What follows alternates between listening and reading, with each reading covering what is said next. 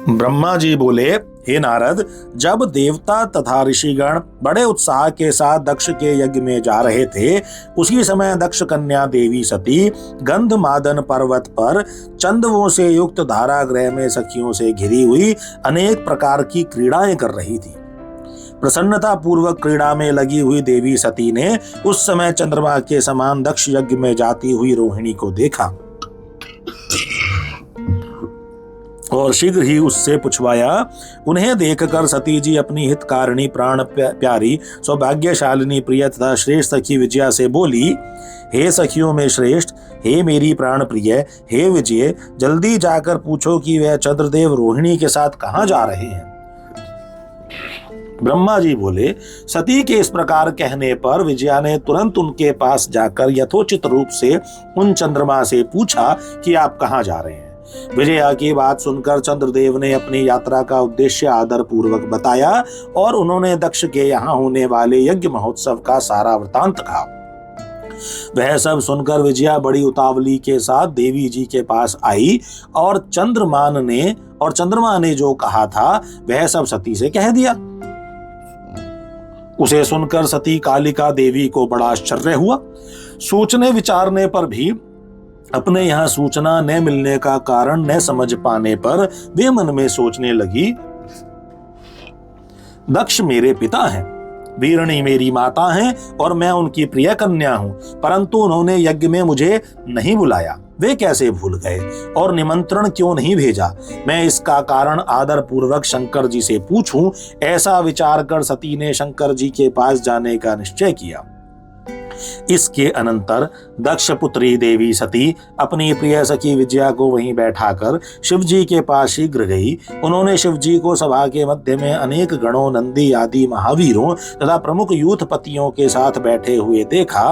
वे अपने पति सदाशिव ईशान को देखकर उस कारण को पूछने के लिए शीघ्र उनके पास पहुंच गई।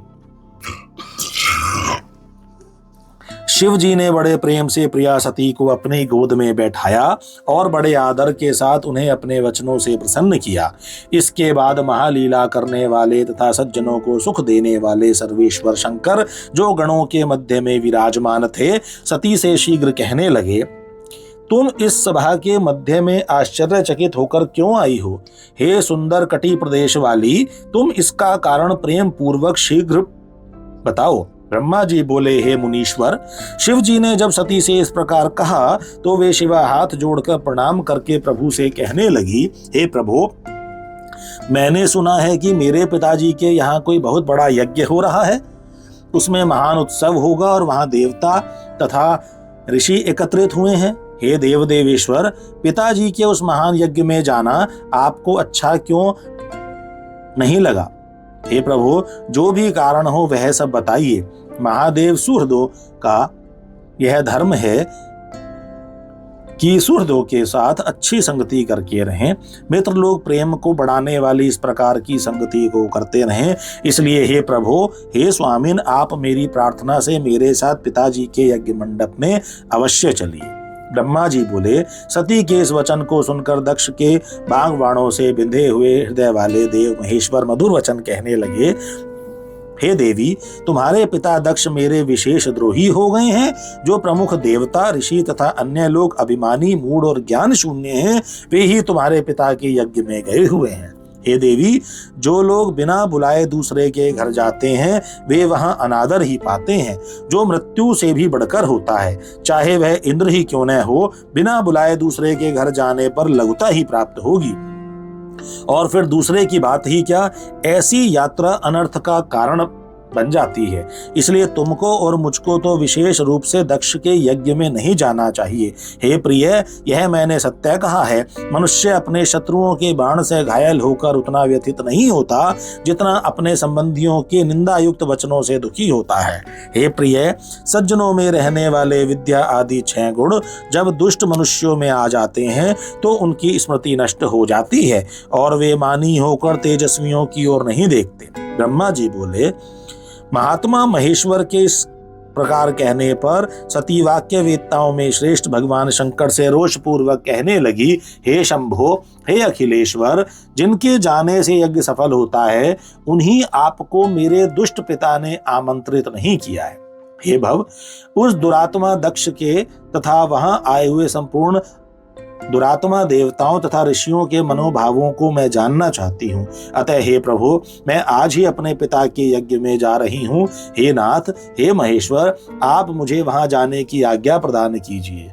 ब्रह्मा जी बोले, उन देवी के इस प्रकार कहने पर सर्वज्ञ, सर्वदृष्टा, सृष्टिकर्ता एवं कल्याण स्वरूप साक्षात भगवान रुद्र सती से कहने लगे, हे देवी, यदि इस प्रकार तुम्हारी रुचि वहां अवश्य जाने की है तो हे सुव्रतो, मेरी आज्ञा से तुम महाराजाओं के योग्य उपचार करके बहुत से गुणों से संपन्न इस सजे हुए नंदी वृषभ पर सवार होकर शीघ्र ही अपने पिता के यज्ञ में जाओ।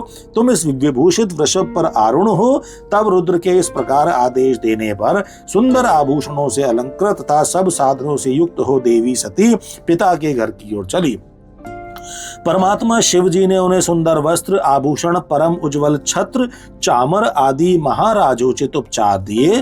भगवान शिव जी की आज्ञा से 60,000 रुद्रगण भी बड़ी प्रसन्नता और महान उत्साह के साथ कौतूहल पूर्वक सती के साथ गए। उस समय वहां यज्ञ में सभी और महान उत्सव हो रहा था। वामदेव के गणों ने शिव प्रिया सती का भी उत्सव मनाया। महावीर तथा शिव प्रिय वे गण कौतूहल पूर्ण कार्य करने तथा सती और शिव के यश को गाने लगे और बल पूर्वक उछल कूद करने लगे। जगदम्बा के यात्रा काल में सब प्रकार से महान शोभा हो रही थी। उस समय जो सुखद जय जयकार आदि शब्द उत्पन्न हुए उससे तीनों लोक गूंज उठे।